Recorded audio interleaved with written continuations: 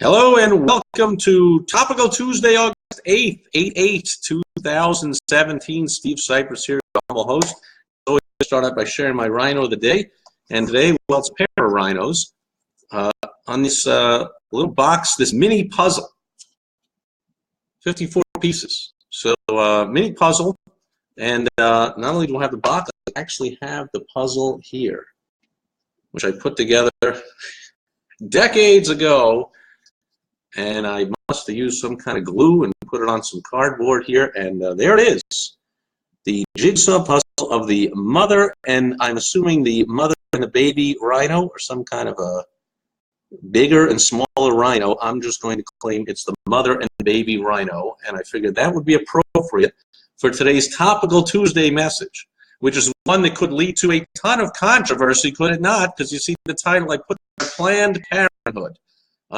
Terry Tibbs, welcome, Terry. I haven't seen you in, gosh, it's got to be over a decade. Mark Landis, been so long to see you. Fantastic to have you here. So Planned Parenthood. Now, I'm not going to get into all of the religious politics, all kinds of controversy going on, but I'm going to share a strategy because of that and how Planned Parenthood overcomes that. So here's how it came about and why it's a topic on today's Topical Tuesday, because I saw on somebody's Facebook page earlier today, they posted a video of some interview that some, journalist, TV host, whatever, had found some ex-employee. I'm amazed when I saw this that they hadn't found like plenty more, because Planned Parenthood's been around for a while. But if they found some apparently disgruntled, unhappy, isn't that the ones that always do the damage or talk or whatever, employee of Planned Parenthood, and I don't remember the whole thing. It was difficult to watch or listen to, or whatever, but it was interesting. She was like, I was a manager of a place. I'm not a doctor, or if there are, I guess there are doctors there, but she wasn't one of the, like, seeing the patients people. She was like the office management staff, and she said it was up to me to maintain the budget and do the hiring, firing, and one thing, the budget, I had to make sure we met our monthly quota of abortions. And the interviewer was like, wait, what? Monthly quota of abortions? Like, this is news to me, news to anybody else that doesn't know the inner workings of the place. Like, and yeah, she was like, now, is it true? Is it not? I don't know. I didn't fact check it. I didn't dig deep. I didn't even look for anything. Again, this is not a topic that I'm interested in getting embroiled in all the controversy. People go off the deep end on either end of this thing. But the fact remains, controversial thing, right? And at the end of this conversation, again, I didn't fact check, but supposedly this, and I guess I have to trust that he fact-checked that this actually was this office manager of a place for years or whatever. But she was like, oh, yeah, we don't do a lot of, there's no prenatal care, there's no care, it's all about abortions. That's what the place is. And yet, what does Planned Parenthood say? What do they put forth? What else do they put forth is, no, we're not an abortion clinic. We are, and besides, there are plenty of people who believe that providing abortions for women who want abortions is providing a valuable service. There are people who want the service. It's legal. They provide it. Boom. Similar to a legal drug dealer selling medical marijuana or alcohol. There are people who don't believe that temperance, nobody should drink, so all bar owners are evil? No. People want alcohol. They provide it. Oh, well, then you get into prostitution. Well, that's legal in some areas of the bottom. So there you go. People want it. They provide it. So are there moral and ethical and religious and philosophical things to discuss about all this? Yes, and that's my point. The point is, you want to avoid all that. So Planned Parenthood, brilliantly, it's right there, folks. The key, the clue, the hint, it's right there in their name.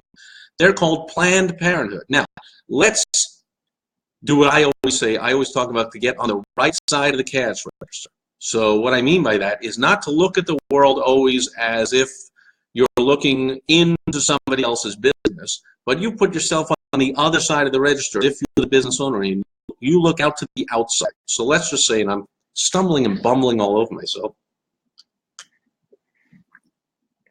I'm going to have a little drink of my lemon lime stevia sweetened Andrea Albright special water. I interviewed her last Saturday for Success Story Saturday, and she shared, I just gave it away, but she shared that recipe with everybody. You should go listen. That's fantastic. And man, this makes drinking a lot of water easy to do. Anyway, so I digress. Here's the deal. If we deconstruct this and we put ourselves on the other side of the register as if we are the CEO or the head of, or whatever it's called, of Planned Parenthood, or even if just one. We have one abortion clinic that we want to open. People, we're in this neighborhood, people want abortions, and we're going to provide abortions. It's legal. It's what we're going to do. Should we put a big sign on the front of our business saying, abortions are us?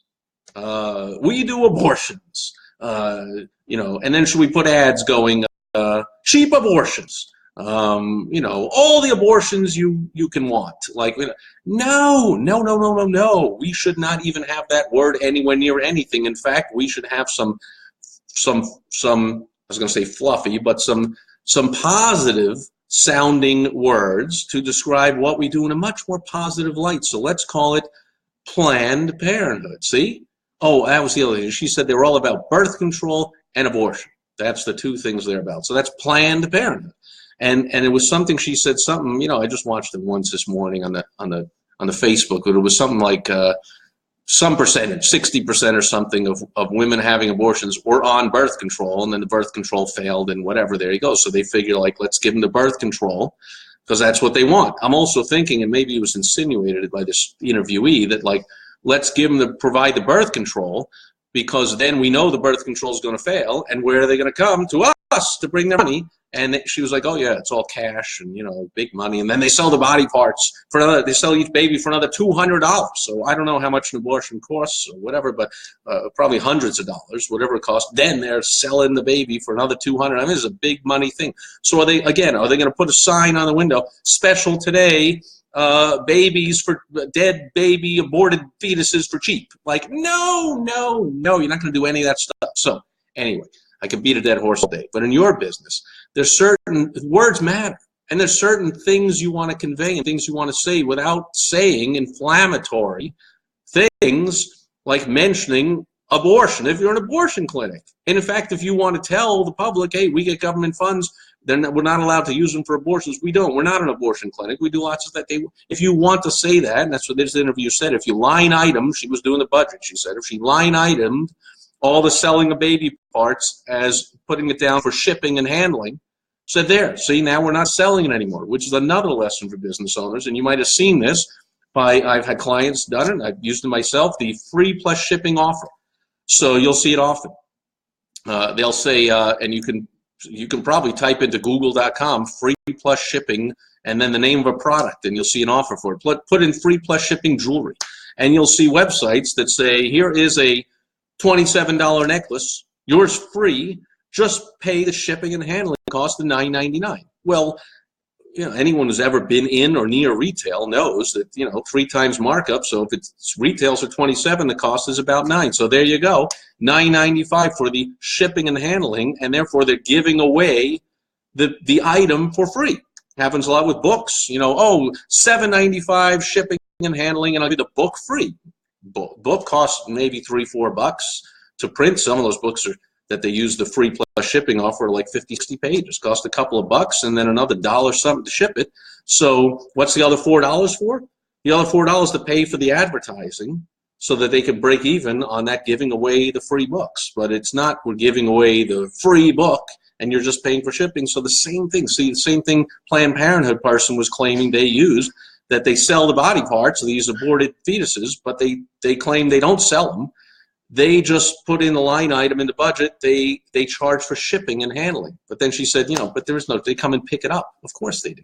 Anyone ever been around? I have tons of clients in the medical industry, all the medical waste and all the stuff, and whatever, it's all picked up. You don't ship that stuff. So it would make sense they're not shipping body parts of aborted fetuses. They come pick it up. So she's like, yeah, there's no shipping. And what's the handling charge? I mean, do you really want to handle that anymore? I mean, nobody, it's so silly. All the handling is silly to begin with. But of all things to handle, I'm pretty sure it's not aborted fetuses, something anyone wants to handle. So anyway, bottom line is, you see what they're doing. They're seeing it in the name of their company. So again, go on the other side of the register. Say you were Planned Parenthood. You came to me, Steve. You know, if I just say what we do, number one, we're going to have people picketing and rioting like they did. And I remember those stories years back, and bombing the clinics and whatever. We're going to have all that backlash, and we're not going to get government funds if we let people know the truth that we're selling baby parts or whatever. So what are we going to do? Okay, here's what you got to do. First of all, you got to not say you're selling baby parts. Just say you're charging shipping and handling for them. That's good. And second of all, you got to not say you're something people think is a negative, like abortion.